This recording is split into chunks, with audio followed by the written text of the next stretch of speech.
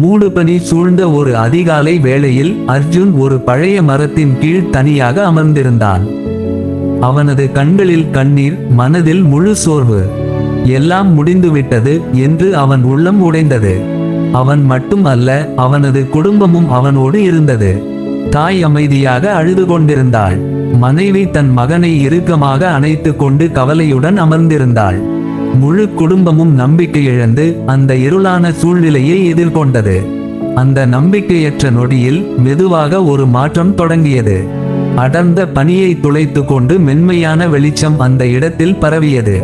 யாரும் அறியாத வகையில் கர்த்தர் அவர்களுக்காக ஒரு புதிய வழியை மறைவாக தயாரித்து கொண்டிருந்தார். அந்த வெளிச்சத்துடன் அவர்களின் உள்ளங்களில் அமைதி பிறந்தது.